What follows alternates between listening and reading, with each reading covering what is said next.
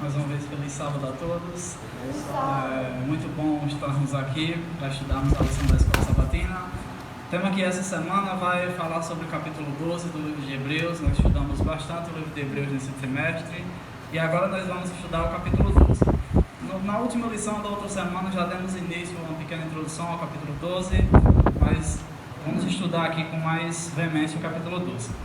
E essa semana nós chegamos ao ponto principal, né, Davi, no capítulo 12 do livro de Hebreus, que nesse capítulo 12 ele traz Jesus como sendo o mediador da nova aliança e que inicia o seu ministério sacerdotal. E eu quero que a gente abra a Bíblia aí no verso 28 do capítulo 12 do livro de Hebreus, para darmos início à Escola Sabatina. Interessante que nesse capítulo 12 ele traz uma exortação bastante importante ao juízo de Deus, que ele se aproxima e trará grandes bênçãos para aqueles que o servem. Capítulo 12 do livro de Hebreus.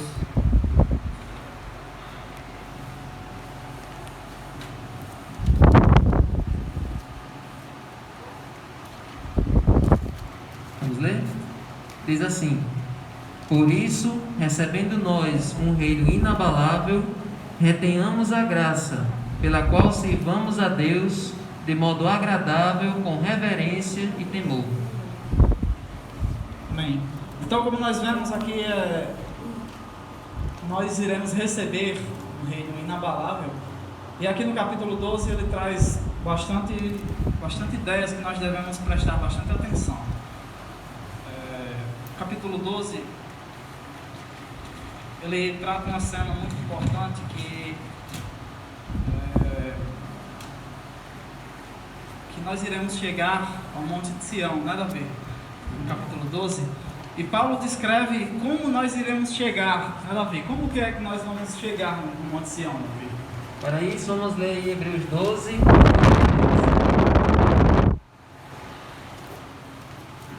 Em Hebreus 12, vamos ler do 22 ao 24. Diz assim: pelo contrário, vocês chegaram ao Monte Sião e à cidade do Deus vivo, a Jerusalém celestial e a milhares de anjos. Vocês chegaram à Assembleia festiva, à igreja dos primogênitos arrolados nos céus. Vocês chegaram a Deus, o juiz de todos, e aos espíritos dos justos aperfeiçoados, e a Jesus, o mediador da nova aliança, e ao sangue da aspersão, que fala melhor do que o sangue de Abel. Bom, irmãos, essa parte da lição, essa parte do livro de Hebreus, já está se tratando do final da corrida da fé. Por todo o livro, nós vimos que os cristãos estão percorrendo, estão trilhando essa estrada, esse caminho, essa carreira da fé. Aqui é a linha de chegada, aqui é o momento que nós vamos receber o prêmio. Como nós temos estudado também essa jornada de fidelidade, um dia nós vamos receber a coroa da vida. É nesse momento aqui. E aqui se trata de uma celebração, aqui se trata de uma festa, de um momento especial, em que todos os salvos vão estar reunidos na presença de Deus. Só que aqui Paulo usa algumas expressões que eram muito comuns aos hebreus: Monte Sião, entre outras expressões. O Monte Sião, para quem não conhece, era aquela montanha, era aquele monte onde era construída a cidade de Jerusalém, a Jerusalém lá do povo de Israel. Então aqui é querendo dizer que um dia todos nós vamos estar juntos na Nova Jerusalém, a cidade santa. Amém. E tem mais elementos. Nós vamos chegar lá na pessoa do nosso representante, que é Jesus. Foi Jesus quem nos deu a chance de irmos para lá. E aqui tem uma outra expressão, que é a igreja dos primogênitos arrolados no céu. O que significa esse arrolados no céu? Significa que toda pessoa que for salva e vai estar no céu, vai ter o seu nome escrito no livro da vida. Amém. Então só vai estar salvo quem tiver o seu nome lá. E se você já se batizou, se você já se entregou a Jesus, pode ter certeza que seu nome já está escrito lá. Amém. E tem mais coisas. Diz que nós somos os primogênitos. Como assim? Nós vimos em outra passagem que Jesus foi o primogênito dos que morreram, dos que morreram em Cristo. porque ele ressuscitou e por causa da ressurreição dele, porque ele vive, nós podemos ter certeza que nós também vamos ressuscitar. Amém. Ele foi o primogênito e essa bênção da ressurreição ele passa para nós também. Por isso nós somos chamados assim. E toda essa festa, toda essa celebração que está falando nessa passagem é também uma comemoração, é também como se fosse um aniversário, uma homenagem ao dia em que Jesus inaugurou o seu governo, inaugurou o seu sacerdócio e a sua nova aliança. Ou seja, no dia em que Jesus deixou seus discípulos aqui e voltou para o céu, o que foi que ele foi fazer lá, quando ele chegou lá no céu? O que ele começou a fazer quando ele voltou para o céu? Exatamente, ele começou ali o processo de intercessão por nós. Então ali foi a inauguração do ministério de Jesus como nosso sumo sacerdote. Ou seja, desde aquele dia até hoje, ele está intercedendo por nós. Então esse dia aqui dessa celebração vai ser uma cerimônia de aniversário desse ministério de Jesus que começou quando ele voltou para o céu. E ali começou a nova aliança. Mas isso aqui fala também que no meio de toda essa aliança, ou no meio de toda essa celebração, aqui diz que vai estar presente lá o próprio Deus sendo o juiz de todos. Por que um juiz iria comparecer numa celebração, numa festa como essa? É muito importante nós vermos isso. A Bíblia diz que haverá uma grande festa, uma grande celebração, e a pessoa principal dessa celebração é tratada como um juiz. Mas é muito questionante isso, é uma pessoa ser tratada como um juiz no meio de uma festa, se o juiz ele vem para julgar as pessoas, né? Mas aqui a Bíblia fala sobre um juiz que vai trazer benefícios para o povo de Deus. Para isso vamos ler a Bíblia no livro de Hebreus. E primeiro vamos abrir o livro de Hebreus, capítulo 12, versículo 23.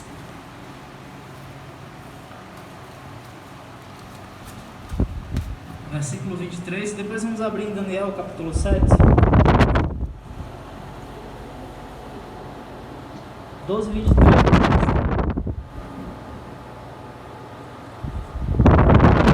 Os primogênitos arrolados no céu. Deus, o juiz de todos, e aos espíritos abençoados. Daniel, capítulo 7. Traz um contraste bastante interessante ao capítulo de Hebreus.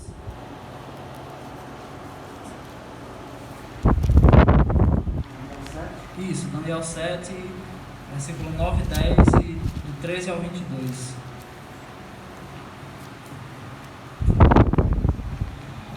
Como eu falei, a Bíblia trata Deus aqui como um juiz, mas nós temos que ver o ponto interessante de como vai ser esse juiz. Nós sabemos que na Bíblia há um livro chamado Livro de Juízes, onde o povo de Deus passava por muitas tribulações e Deus sempre levantava os juízes para trazer libertação. Na verdade, os juízes daquele tempo eram tratados como libertadores do povo de Deus. E nessa cena aqui também nós vemos o próprio Deus se levantando para nos trazer libertação. Uma cena muito interessante, nada a ver. E esse juízo ele vai ser decidido em favor dos santos de Altíssimo. Da última vez que eu preguei aqui, eu falei sobre as pessoas que amam a vinda de Jesus, né? E isso é muito interessante, porque esse juiz, ele vai trazer libertação àquelas pessoas que amam a sua vinda. E isso é muito bom, né? Daniel, capítulo 7, ele traz um contraste bastante interessante com o livro de Hebreus, capítulo 12. 7, versículo 9, diz: continuei olhando até que foram postos os tronos e o ancião de dias se assentou. Sua veste era branca como a neve e os cabelos da cabeça como pura lã. E o seu trono era um chama de fogo e suas rodas eram fogo ardente. Um rio de fogo, uma nave saia diante deles, milhares e milhares o serviam e miriados de miriados estavam diante dele. Assentou-se o tribunal e se abriam os livros. Aqui um contraste bastante interessante, pois o livro de Hebreus também fala que haverá milhares e milhares de anjos, né, naquele grande dia. E o versículo 13, do 13 ao 22, diz assim: eu estava olhando nas minhas visões à noite, e eis que vinham com as nuvens do céu, um como filho do homem, dirigindo-se ao ancião de dias, e o fizeram chegar até ele. Foi-lhe dado domínio e glória. Aqui Jesus, ele estabelece o seu sacerdócio. Foi-lhe dado domínio e glória e o reino para que os povos, nações e homens de todas as línguas o servissem, e o seu domínio é domínio eterno, que não passará, e o seu reino jamais será destruído. Amém. Quanto a mim, Daniel, o meu espírito foi alarmado dentro de mim, e as visões da minha cabeça me perturbavam. Cheguei-me a um dos que estavam perto e lhe pedi a verdade acerca de tudo isso. Assim, ele me disse e me fez saber a interpretação das coisas. Muito interessante nós vemos isso aqui, pois o ancião de dias, o próprio Deus, vai ser o nosso juiz, vai nos trazer libertação. E um ponto muito interessante é que aqui, como fala no livro de Daniel, aqui se estabelece o sacerdócio de Jesus, e também fala que haverá fogo. A Bíblia diz que nossos pecados, nossos atos, nossas ações, eles são todos queimados, e nós vamos ser salvos pelo que não se queimar. Esse reino que ele vem trazer junto com o juízo, ele é um reino para nos trazer libertação, pois ele não vai nos trazer juízo, ele vai nos trazer libertação, e nós vamos ser libertados para a glória de Deus. Amém. Louvado seja Deus por isso. E também fala aqui sobre um grande tremor. Fala sobre um grande tremor aqui no livro de Hebreus, nada a ver. E como que vai ser esse tremor? O que é que vai acontecer com esse tremor? Vamos ler essa passagem que ele está falando, lá em Hebreus 12, versículo 26. Hebreus 12, 26. O que significa esse tremor? Vamos ler o 25 até o 27. Diz assim: tenham cuidado e não se recusem a ouvir aquele que fala, pois se os que se recusaram a ouvir quem divinamente... Hebreus 12, do 25 ao 27. Ouvir quem divinamente os advertia na terra não escaparam, muito menos escaparemos nós se nos desviarmos daquele que dos céus nos adverte. Naquele tempo a voz dele abalou a terra, mas agora ele promete dizendo: mais uma vez eu farei tremer não só a terra, mas também o céu. Ora, as palavras mais uma vez significam a remoção dessas coisas abaladas, ou seja, das coisas criadas, para que permaneçam as coisas que não podem ser abaladas. Amém. Bom, essa expressão abalar ou fazer tremer a terra, o que ela significa? Toda vez que nós vemos a manifestação da presença de Deus nas histórias da Bíblia, elas sempre ali estão acompanhadas desse tremor, desse abalo do céu e da terra. Por exemplo, aqui tem a história de quando Débora e Baraque foram lutar contra os inimigos do povo de Israel. Essa história está lá no livro de Juízes. Quando eles foram atacar os inimigos do povo de Israel, Deus lutou por eles, abalando o céu e a terra. E tem outras passagens também. Ao longo de toda a Bíblia nós vemos esse tremor da terra, esse abalo no céu e na terra, quando Deus vem para livrar os seus filhos. Então toda vez que Deus vem e faz a terra tremer, é para destruir o inimigo e para libertar o seu povo. Amém? Agora, esse abalo que está se referindo aqui, também tem esse mesmo sentido. E nós vamos ver agora uma passagem lá no livro de Salmos 110, versículo 1. Diante desse contexto aqui, o que significa esse abalo?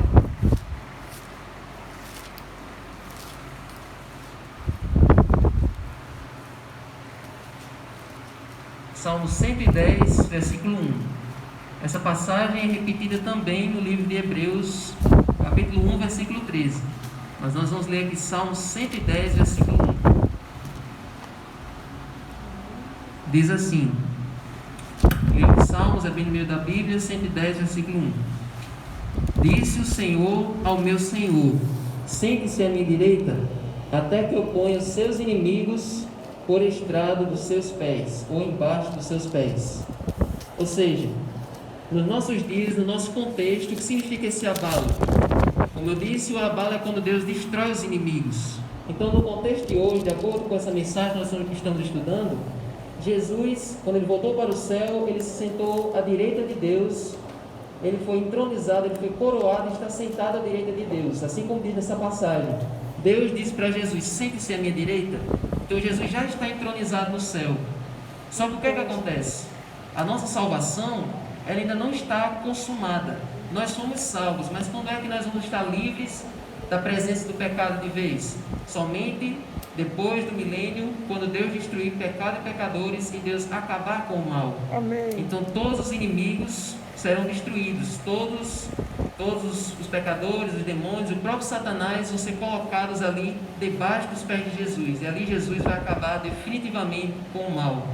É esse o abalo que essa lição está falando. Ele vai abalar os céus e a terra para livrar todos os salvos. Quando os salvos estiverem lá no céu junto com ele, ele vai destruir os inimigos, ele vai destruir o inimigo de Deus. Exatamente. Então esse abalo aqui é contra os inimigos de Deus. Agora, Emerson, aqui falou desse abalo aqui no livro de Hebreus, de que esse abalo se dirige contra os inimigos de Deus. Então o que é que não vai ser abalado nesse tremor? Bom, aqui nós falamos sobre um abalo que vai acontecer. Esse abalo vai servir para destruir os inimigos de Deus, né? Como aconteceu muitas vezes no decorrer da Bíblia. E haverá algumas coisas que não vai ser abaladas. Para isso vamos abrir a Bíblia no livro de Salmos, aqui no capítulo 15 mesmo. Salmos capítulo 15.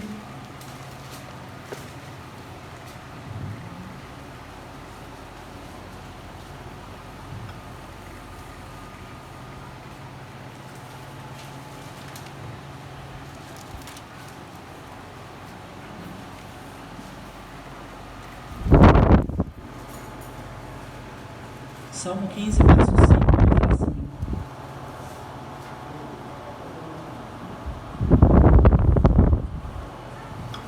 o que não empresta o seu dinheiro com usura, nem aceita suborno contra o inocente, quem deste modo procede não será jamais abalado. Amém. Mas assim, sobre o que não difama com sua língua, não faz mal ao próximo, nem...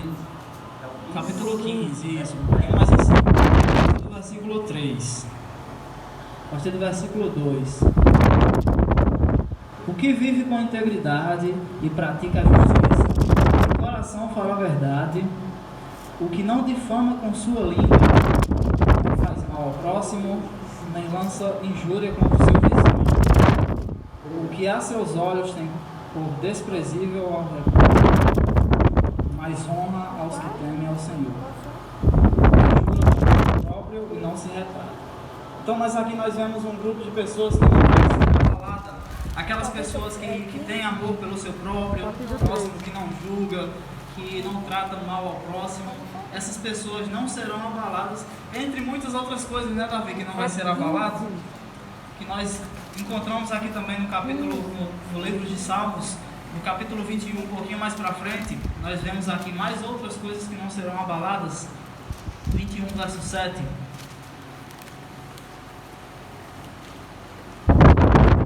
Diz: o rei confia no Senhor, e pela misericórdia do Altíssimo jamais vacilará. Aqui nós encontramos mais um ponto. Aquelas pessoas que confiam no Senhor, elas não serão abaladas.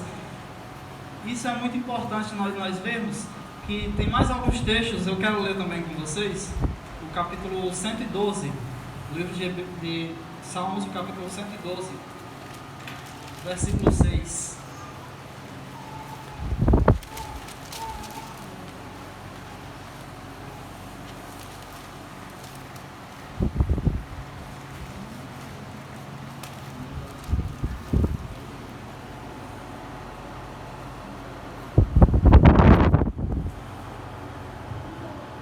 A partir do verso 5, todos acharam?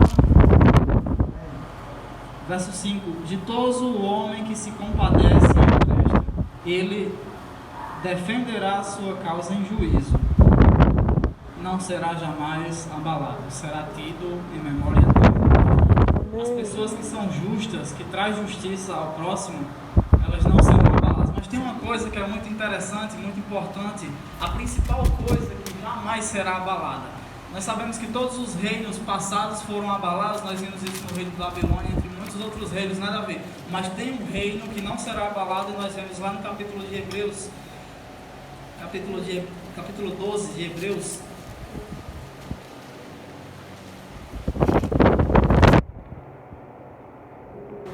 versículo 27, diz assim: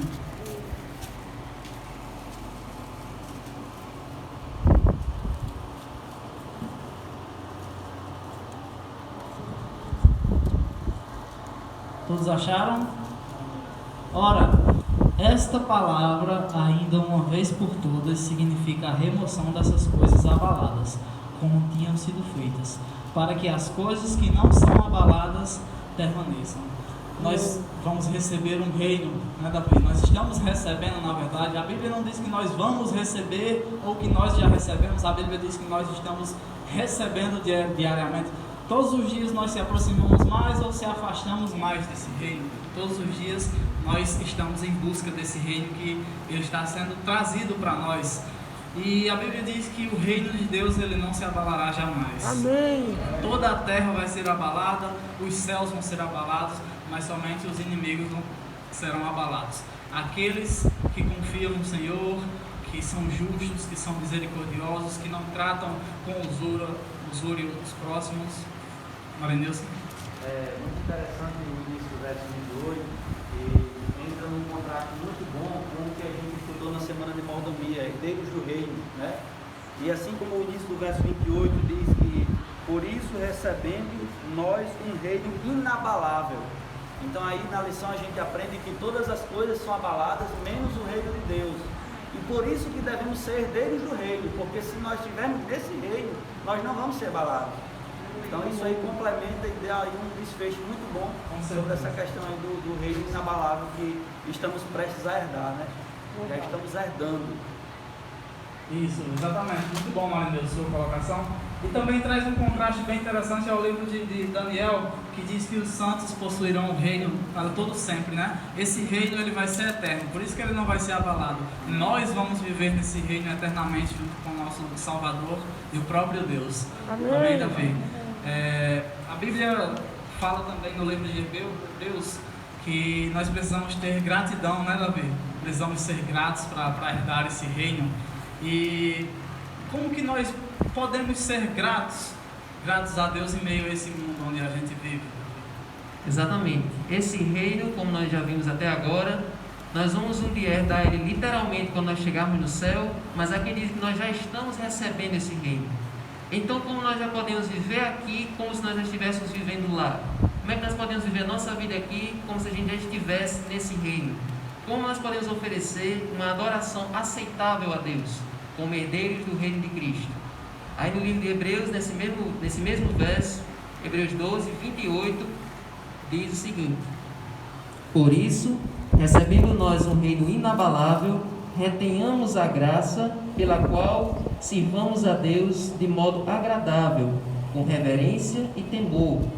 E tem o capítulo 13, verso 15 e 16, diz assim também: por meio de Jesus, pois, ofereçamos a Deus sempre sacrifício de louvor, que é o fruto de lábios que confessam o seu nome. Não se esqueçam da prática do bem e da mútua cooperação, pois de tais sacrifícios Deus se agrada. Amém? Desde o começo da Bíblia, desde que Deus instituiu aquele sistema de sacrifícios de animais, aquele sistema de cerimônias lá no santuário, acima de todos aqueles sacrifícios, Deus queria a entrega do adorador. Deus queria que cada pessoa do povo de Israel, ao fazer aquele sacrifício de animais, também sacrificasse a sua própria vida, entregasse o seu coração. Esse era o sacrifício que Deus mais se agradava, um sacrifício de gratidão e de amor a Deus. Então é esse sacrifício que nós também hoje devemos demonstrar a Deus. Sacrificar a nossa vida, sacrificar o nosso coração por amor a Deus. E isso também complementam a outra passagem que está lá em Romanos, capítulo 12, versículo 1 e 2.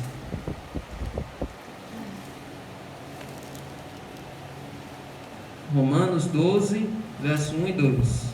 Primeira carta do Novo Testamento. Depois dos Evangelhos, vem Atos, aí vem Romanos. Romanos 12, 1 e 2. Que sacrifício é esse que nós devemos fazer de nós mesmos? Diz assim, Romanos 12, 1 e 2. Portanto, irmãos, pelas misericórdias de Deus, peço que ofereçam o seu corpo como sacrifício vivo, santo e agradável a Deus. Este é o culto racional de vocês. E não vivam conforme os padrões deste mundo, mas deixem que Deus os transforme pela renovação da mente, para que possam experimentar qual é a boa, agradável e perfeita vontade de Deus. Amém? Amém. Esse sacrifício que Deus se agrada, que nós façamos de nós mesmos, é renunciar aos padrões e aos prazeres desse mundo. Todos os dias nós irmos deixando de alimentar a natureza pecaminosa e alimentando a natureza espiritual. Esse é o sacrifício que Deus se agrada. O sacrifício do nosso corpo, da nossa vida, e é esse sacrifício que é agradável a Deus. E a Bíblia também nos chama, tem outras passagens de Hebreus que a Bíblia nos chama de sacerdotes. Vocês lembram que os sacerdotes lá do santuário, eles faziam sacrifícios por eles mesmos e também pelo povo. O sacrifício que os sacerdotes faziam por nós mesmos é semelhante a esse, o sacrifício do nosso corpo, da nossa vida a Deus. E os sacrifícios pelo povo? Aqueles sacerdotes, eles matavam os cordeiros ali, pregando o evangelho de que um dia Jesus iria morrer na cruz. Ou seja, da mesma forma, o sacrifício que nós, sendo sacerdotes de Deus, devemos fazer é através da nossa vida e da nossa voz levar esse evangelho para o mundo. Essa é a mensagem do livro de Hebreus. Através da nossa conduta, né? Pois eu já ouvi um cara falando que nós não podemos, nós sempre vamos ser controlados. Não há escolha ser ou não ser controlados, mas nós podemos escolher quem é que vai nos controlar. E isso é uma forma de gratidão também, deixando ser controlados pelo Espírito Divino, né? Exatamente. E além disso, ali naquela passagem de Hebreus 12, além desse sacrifício que nós devemos fazer na nossa vida, nós temos também nos lembrar da prática do bem. Ou seja, não esquecer de ajudar quem precisa, não esquecer de fazer o bem ao próximo. E aqui nessa passagem do livro de Hebreus 12, vamos voltar a ler. Aqui, ó, do capítulo 13, na verdade, do versículo 1 ao 6, o apóstolo Paulo ele dá algum detalhamento sobre isso que ele pede de nós. Ou seja, além de nós apresentarmos nosso corpo como sacrifício, temos que fazer essas coisas aqui também, ó. Manter constantemente o amor fraternal. Isso é uma característica daqueles que já estão herdando o reino aqui na terra. Desenvolver o amor fraternal. Não esquecer da hospitalidade. Hebreus 13. Estou só passando aqui por cima desses versos de Hebreus 13. Manter constantemente o amor fraternal. Não se esquecer que nós todos somos uma família. Não se esquecer da hospitalidade, pois alguns praticantes sem saber acolheram anjos. Por exemplo, Ló. Lembre-se dos presos como se estivessem na cadeia com eles, dos que sofrem maus tratos como se os presos fossem os maltratados. Isso aqui tudo, irmãos, são características das pessoas que já estão herdando o reino de Cristo. E mais, digno de honra entre todos seja o matrimônio, bem como o leito conjugal sem mácula. Deus julgará os impuros e os adúlteros, ou seja, se afastar dos pecados da carne, do adultério. E o verso 5, que a vida de vocês seja isenta de avareza. Contentem-se com as coisas que vocês têm. E Deus disse: de maneira alguma deixarei você e nunca jamais o abandonarei. Essas são as características dos que já estão herdando o reino de Cristo, né?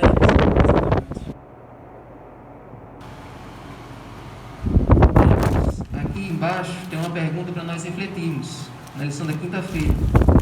Por que é importante considerar as boas obras e compartilhar o que temos como parte da nossa adoração a Deus?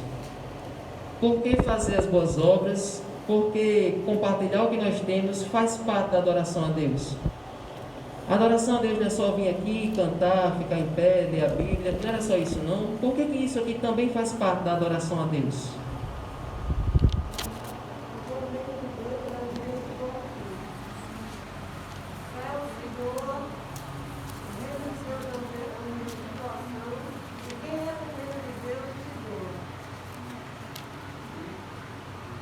Exatamente. Tem uma passagem do livro de Ellen White, que diz que o princípio do reino de Deus é dar. A palavra que você pode resumir o reino de Deus e a essência da natureza de Deus é dar, é doar. Então, se nós queremos adorar a Deus, é isso que nós devemos fazer. Enquanto o mundo ajunta, na verdade, essa declaração de Ellen White, né, pelo Espírito de Deus, é que a ordem do mundo, o mundo vive para juntar. E no reino do céu a lei é dar e dar. Isso, muito interessante. Pois se um dia nós queremos herdar esse reino, nós devemos praticar aqui o que nós vamos fazer lá no reino celestial, que é amar ao próximo, amar as pessoas, agir como servos de Deus, agir como Deus age, como Jesus agiu, né? Exatamente. Então, irmãos, nós encerramos a lição dessa semana. Temos que ter isso na nossa mente, temos que considerar isso na nossa mente. Essa festa aqui que nós vimos no começo já está preparada. Desde que Jesus chegou no céu, essa festa já está preparada. A cada dia ele adiciona novos detalhes. Essa festa está preparada para cada um de nós. Amém. Para cada um de nós que decidimos permanecer inabaláveis do lado dele. Sim. Mas a pergunta é: será que nós já estamos vivendo hoje como pessoas que estão se preparando para ir para lá? Será que hoje nós já estamos vivendo como herdeiros desse reino de Cristo? Então essa é a pergunta que nós devemos ter em nossa mente. Jesus já pagou o preço da nossa passagem, mas será que nós vamos? Eu vou, você vai? Eu vou. Então vamos ficar de pé e vamos fazer uma oração. Oremos.